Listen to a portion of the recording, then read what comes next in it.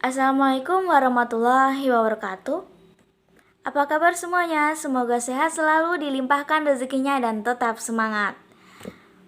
Baiklah, pada kesempatan kali ini saya akan menjelaskan mengenai filsafat hukum Islam. Pembahasan yang pertama mengenai pengertian filsafat hukum Islam. Filsafat hukum Islam sendiri terdiri dari 3 terminologi utama, yaitu filsafat, hukum, dan Islam. Mari kita lihat apa itu filsafat, apa itu hukum, dan apa itu Islam. Yang pertama, filsafat. Filsafat sendiri mempunyai definisi yang sangat kompleks dan beragam. Bahkan, para ahli mendefinisikan filsafat dengan pemikiran yang berbeda-beda. Jadi, untuk memudahkan kita dalam memahami definisi filsafat, saya ingin mensingkat definisi filsafat, yaitu berpikir secara mendalam. Artinya, berpikir secara rinci dan mendasar, yang didasari dengan ilmu pengetahuan dan kebenaran. Adapun pengertian terminologi yang kedua yaitu hukum. Hukum merupakan seperangkat peraturan yang mengatur tingkah laku manusia dalam lintas hidup.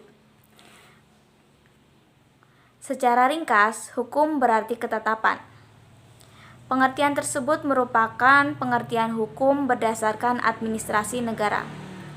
Adapun jika hukum dikaitkan dengan agama, yaitu seperangkat peraturan tentang tingkah laku manusia yang telah ditetapkan, diakui oleh agama itu sendiri, yang berlaku untuk mengikat sekelompok anggota agama tersebut.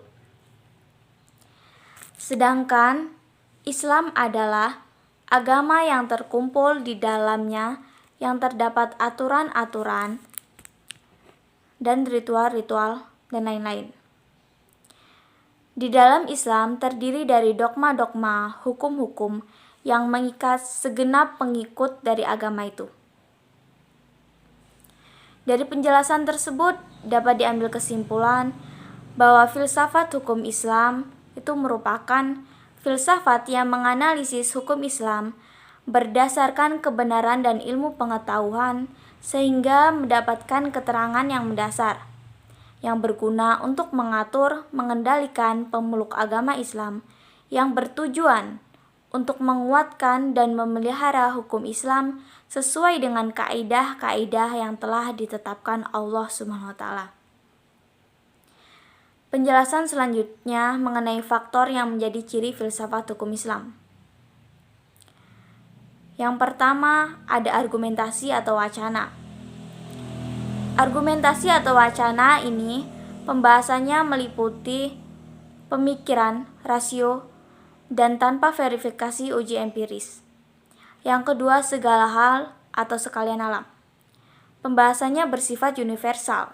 Maksudnya, tidak ada yang tidak tersentuh dan tidak ada yang hal apapun yang tidak dibahas oleh filsafat.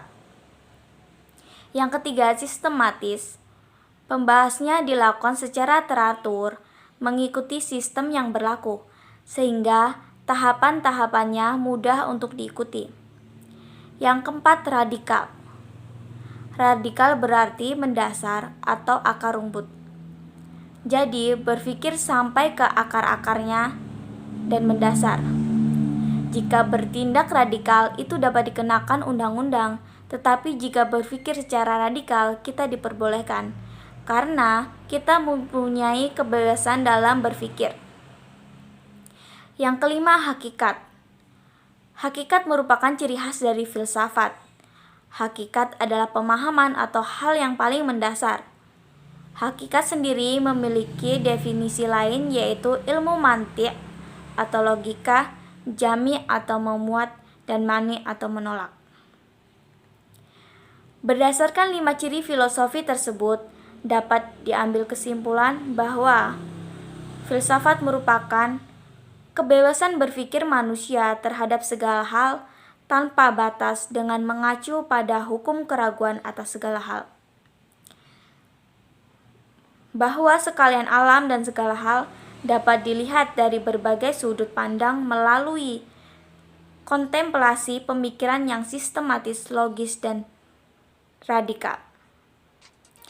Mungkin itu saja penjelasan dari saya. Semoga dapat menambah wawasan teman-teman mengenai filsafat hukum Islam. Sekian, terima kasih. Wassalamualaikum warahmatullahi wabarakatuh.